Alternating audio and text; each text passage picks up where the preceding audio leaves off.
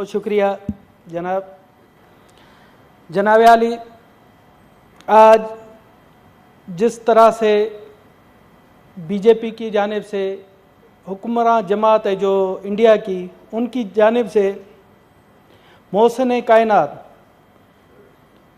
اللہ کے پیغمبر رحمت العالمین کے خلاف جو ان کی شان میں گستاخی کی گئی ہے، یقین جانیں جس طرح سے یہاں پر موجود ہمارے جتنے مسلم سینیٹرز ہیں ان کے جذبات مجروح ہوئے، ان کے جذبات کو ٹھیس پہنچی ہے، اتنا ہی ہم غیر مسلم سینیٹرز کو افسوس ہوا ہے، ہمارے دل بھی دکھی ہوئے ہیں.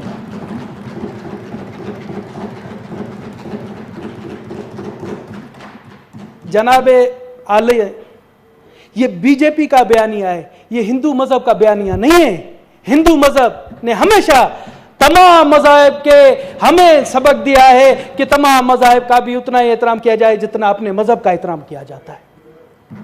تو ہم ایک شخص کے یا ایک جو مودی سوچ والی آر ایس ایس کی سوچ والوں کو کسی مذہب سے ہم نہیں ملاتے. یہ ان کی سوچ ہے اور انہی کا وتیرہ رہا ہے. انہوں نے ہمیشہ، آپ یہ دیکھیں کہ مودی جو سوچ ہے، مودی سوچ نے تو وہاں کے اچھوت ہندوؤں پر بھی زندگی حرام کی ہوئی ہے. وہ ان کے اپنے مذہب کے لوگ ہیں، ان پر بھی انہوں نے زندگی حرام کی ہے. تو مسلمانوں کے اوپر تو انہوں نے کیا ہے، مگر اپنے پر بھی کیا ہوا ہے. تو جناب اعلیٰ، یہاں پر گیلانی صاحب نے کہا کہ یہ امہ کے لیے، مسلم امہ کے لیے سیادن ہے. میں کہتا ہوں یہ انسانیت کے لیے سیادن ہے، پوری دنیا کے لیے سیادن ہے کہ حضور پاک کی شان گستاخی کی جا رہی ہے. میں اس چیز کا گواہ ہوں. میں بچپن سے دیکھتا آ رہا ہوں. میں یہاں میں پوری دنیا کو بتا دینا چاہتا ہوں کہ جو ایک سچا مسلم ہے، جو ایک سچا اگر کمزور عقائد کا بھی مسلم ہے، مگر جب حضور پاک کی شان کے حوالے سے بات آتی ہے تو وہ اپنی اولاد سے بھی زیادہ، اپنے ماں باپ سے بھی زیادہ، اپنی تمام قیمتی چیزوں سے زیادہ حرمت رسول پر قربان ہو جاتا ہے. اس کی حرمت رسول کے لیے وہ اپنی جان قربان کے لیے تیار ہو جاتا ہے. جناب اعلیٰ، یہی میں سمجھانا چاہتا ہوں پوری دنیا کو کہ آپ اس طرح سے کر کے مسلمانوں کے جذبات سے نہ کھیلیں، مسلمانوں کے جذبات کو ٹھیس نہ پہنچائے. آپ دیکھیں کہ حضور پاک صلی اللہ علیہ وسلم نے ہمیشہ انسانیت کا درس دیا. حضور پاک صلی اللہ علیہ وسلم کی جب میں سیرت النبی پڑھتا ہوں تو انہوں نے انسانیت پر تو رحم کے ساتھ ساتھ جانوروں پر بھی رحم کا سلوک کے لیے کہا گیا. انہوں نے ہمیشہ کہا ہے کہ جانوروں پر بھی رحم کیا جائے. تو اور حضور پاک نے ہمیشہ آپ دیکھیں کہ ان کا ارشاد تھا کہ کسی غیر مسلم پر اگر زیادتی ہوگی تو روز قیامت کے دن میں اس غیر مسلم کا وکیل ہوں گا، اس کی وکالت کروں گا. تو اس سے بڑی بات اور کیا ہو سکتی ہے؟ اسی طرح سے میں جب حضور پاک کی پڑھتا ہوں کہ ان کے اوپر بڑھیا کچرا پھینکتی تھی، ایک دن اس بڑھیا نے کچرا نہیں پھینکا تو حضور پاک ان کی عیادت کرنے گئے کہ آج کیا ہوا. دیکھیں ان کی برداشت، ان کی یہی ہم نے تمام دنیا کے مذاہب کے لوگوں کو بتانا ہے کہ جو ہے نا حضور پاک رحمت العالمین تھے، رحمت المسلمین نہیں تھے.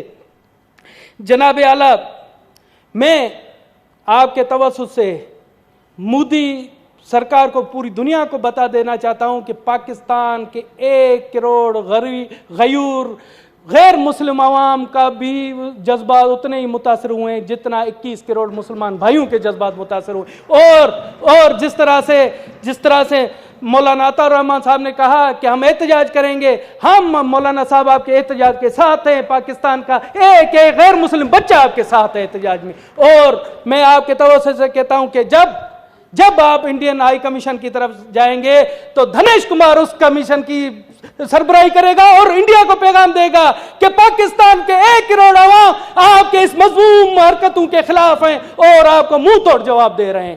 جناب اعلیٰ، آپ یہ یقین جانیں، یہاں کامران مائیکل بیٹھا ہوا ہے، گردیپ سنگھ بیٹھا ہوا ہے اور دھنیش کمار کے بھی سینوں پر وہی تیر چلیں جو کہ یہاں کامل علی آغا یا مولانا عطا الرحمان صاحب کے تیروں پر جو دل پر دین چلے. ہمارے ساتھ بھی، ہمیں بھی اتنا ہی ٹھیس پہنچا ہے. اور جب میں نے یہ سنا تو میں یقین جانو میں رو پڑا تھا کہ کس خبیث نے اس طرح سے حضور پاک صلی اللہ علیہ وسلم کی شان میں گستاخی کی ہے. وہ میں کہتا ہوں وہ تو انسان نہیں ہے، انسان کہلانے کے قابل بھی نہیں. بہت بہت شکریہ. Thank you.